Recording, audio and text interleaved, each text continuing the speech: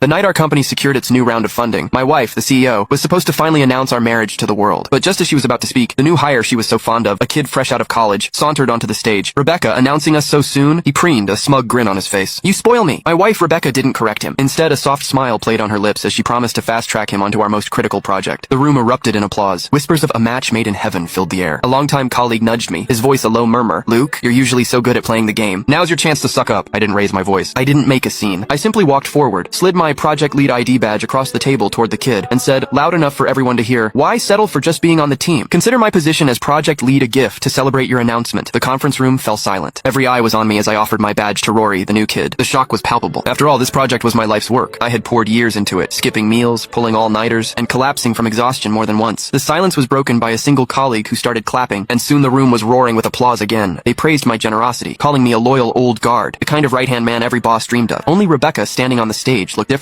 Her expression was a storm cloud, her lips a flat line, her eyes boring into me. Seeing the flicker of panic on her face felt almost funny. She'd always hated the idea of office romance. For 7 years, our marriage had been a secret. I begged her, pleaded with her to go public, but she always refused. Tonight, she had finally agreed, only to let Rory hijack the moment so easily. Well, whether she wanted to announce us or not, I was done. If that's all, I'll be heading out. Enjoy the party. I didn't wait for her reply. I just turned and walked away. The new funding was a direct result of my project's potential. The core patents were mine. The progress was a product of my blood, sweat, and tears. And after this profound betrayal, I was done being her. The elevator hummed, carrying me down to the underground garage. I slipped into my car. The passenger seat still held a bouquet of 99 red roses. I'd been so excited about tonight. I'd even booked a table for a candlelit dinner. What a joke. All my anticipation, only to watch her dote on Rory. My gaze hardened. I was about to start the engine when a figure stepped into the glare of my headlights. It was Rory. He leaned against the hood, dangling my ID badge from his finger. "She was this close to announcing you, Luke," he crowed, his voice dripping with triumph. Then I said one little thing, and just like that, she changed her mind. She told me after I spent some time on your project, I'm getting a promotion and a fat raise. "I hear you haven't had a promotion in what, 3 or 4 years? Not mad, are you?" His pale, thin face was a mask of pure malice. I used to find his taunts infuriating, letting them bait me into arguments that Rebecca always misinterpreted as me targeting him. But now I couldn't be bothered. As if on cue, I heard the sharp click-clack of high heels approaching. Rory's demeanor shifted in an instant. He clutched the badge and scurried to my window, his voice laced with manufactured panic. "Luke, please don't be mad. Rebecca putting me on your team wasn't her idea, it was mine. I just wanted to learn from you. If you're not happy, I'll pull out of the project." He held the badge out meekly, his voice trembling. "A position as important as project lead, of course it should only go to a veteran like you." He looked for all the world like a puppy I just kicked. Rebecca rounded the corner and, without a word, slammed her designer handbag onto my windshield. "Bang! Luke! What is wrong with you?" she shrieked. "Rory is talking to you. Get out of the car! You could have hit him." "Is this how you treat your team now? Workplace harassment?" A bitter laugh escaped my lips. I rolled down the window, ready to tell them to keep the damned position. But Rory, mistaking my movement, thought I was reaching for the badge. A flash of panic crossed his eyes, and